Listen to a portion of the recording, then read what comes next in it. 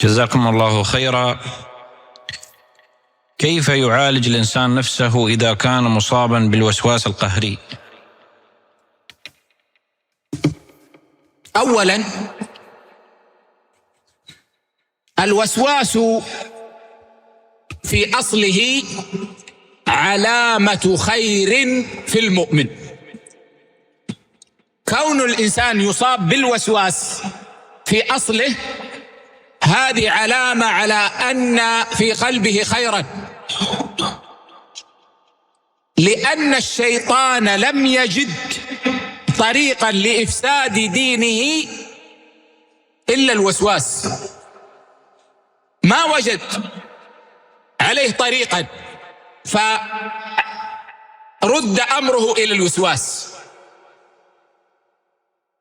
فكما يقول العلماء: ماذا يفعل الشيطان بالوسواس لشخص هو مطيع له؟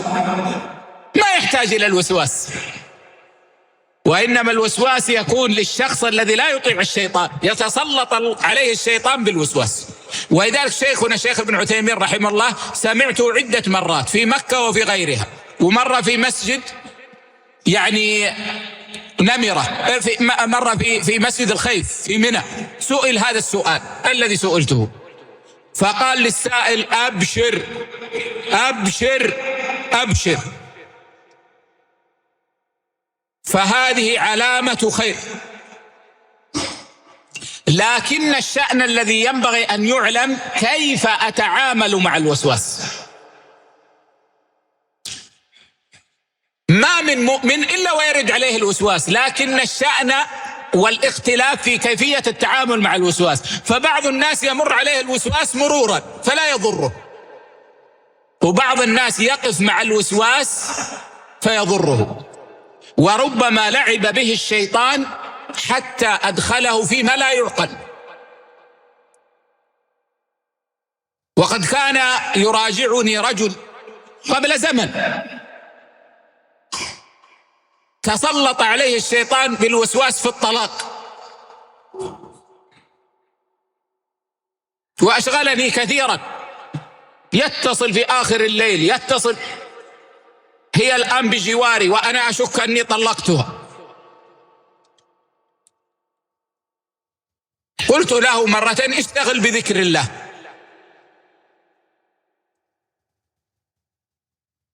فجاءني بعدها قال: يا شيخ، أنا إذا قلت سبحان الله قال الشيطان أنت تريد الطلاق، وإذا لاعبت بنتي قال الشيطان تريد الطلاق.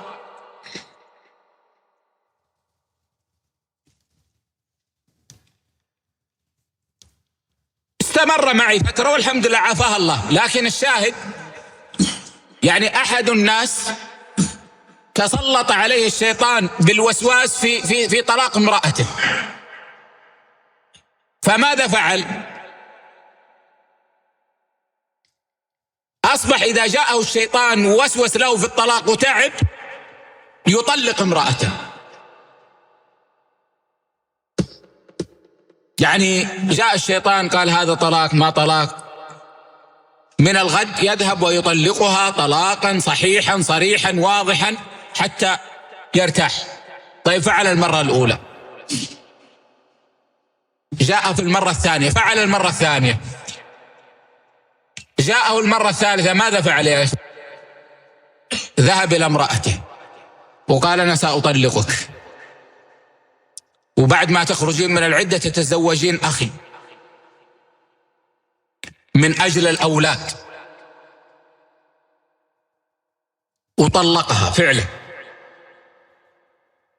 ثم جاءني بعدما طلقها ثلاثا، أرسله أحد المشايخ إلي، فقلت: يا أخي والله لو جئتنا في أول الأمر يمكن أن نعالج، أما الآن وقد طلقت 3 طلقات صريحات متعمد أن تأتي بشروط الطلاق، ماذا نفعل لك؟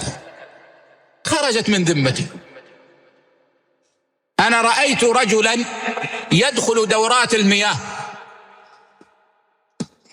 ويخرج بعد أن تخرج الصلاة بوقت تقطر ثيابه ماء،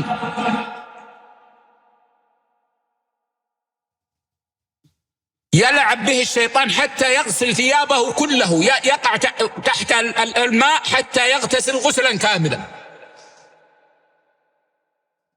ما عرفوا كيف يتعاملون مع الوسواس. أمر الوسواس من أضعف الأشياء. أمر الوسواس أن تعرض عنه، فإذا أعرضت عنه بحيث لا ترتب عليه شيئا لا فعلا ولا تركا سيزول عنك. يعني أنا أقرأ القرآن، جاءني الشيطان يوسوس لي في الآيات. بعض الناس إذا جاءه شيطان يوسوس له في الآيات يذهب إلى كتب التفسير يبحث. هذا ما يصلح.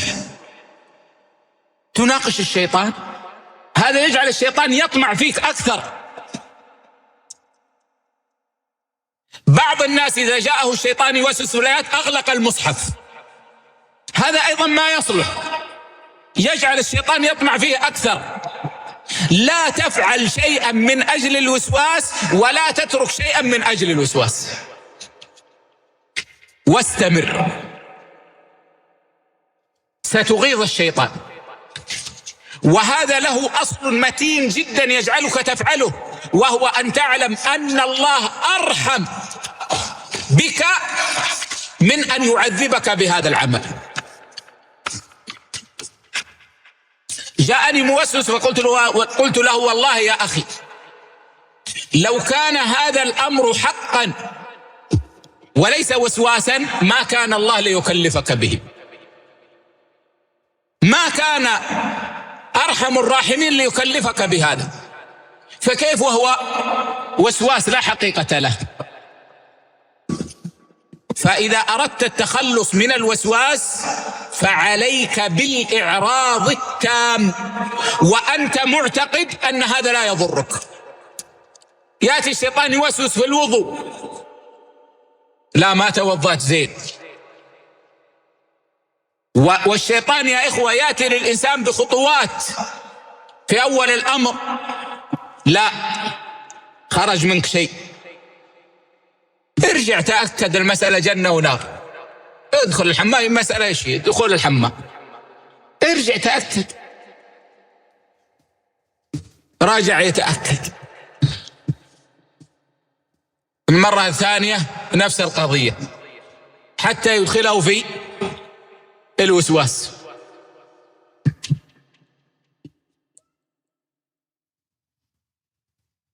توضأ كما يتوضأ الناس ثم انصرف، والله لن يسألك الله.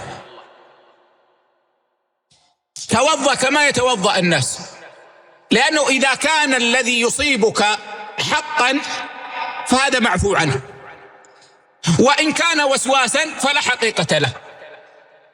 وما الذي يهمك أنت سوى أنك تريد أن تسلم من المؤاخذة؟ الله عز وجل يقول وما جعل عليكم في الدين من حرج. ما دام أن الأمر وصل إلى الحرج فيقينا ليس من الدين، حتى لو له حقيقة، فكيف ولا حقيقة له؟ ويا إخوة مراد إبليس من الوسواس أن يثقل الدين والعبادة على العبد. وأنا رأيت شابا جامعيا يحمل شهادة في علوم إسلامية ما يصلي، ليس لأنه لا يريد أن يصلي، لكن لعب به الشيطان. يقول له أنت لست على وضوء كيف تصلي؟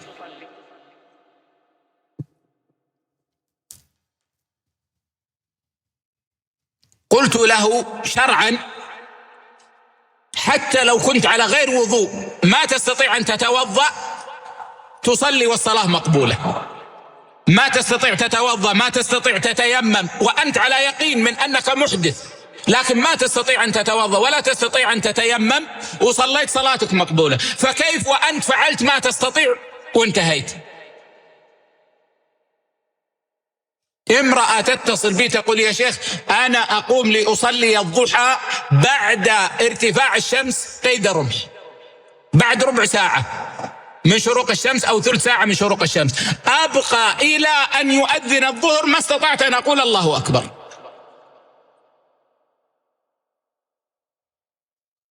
قلت لها كما قال بعض السلف لمن سأله: قولي كما قلت الآن، الله أكبر، الأمر لا مشقة فيه. قالت: لا أنا. قلت: يا أختي الله يقبل منك ما تستطيعين، أنا متأكد أن هذه حقيقة. قلت: ولو الله يقبل منك ما تستطيعين، لا يكلفك الله بما لا تستطيعين أبدا. فكيف نحن نعلم أنه وسواس؟ ومن علامات الوسواس يا إخوة أنه لا يوجد إلا في العبادة. يعني بعض الناس إذا جاء وقت الصلاة يحس أنه خرج منه شيء، وإذا جاء يصلي يحس أنه خرج منه شيء. طيب إذا كنت في غير الصلاة تشعر بشيء؟ يقول لا عادي. لا، وأنا متأكد إنها حقيقة. ما أنت متأكد، هذا وسواس. فالشاهد وهو الذي جربناه مع الناس وأخذناه من السنة أن العلاج الناجع للوسواس أن تعرض عنه بالكلية، وهو لن يضرك مقدار شعرة.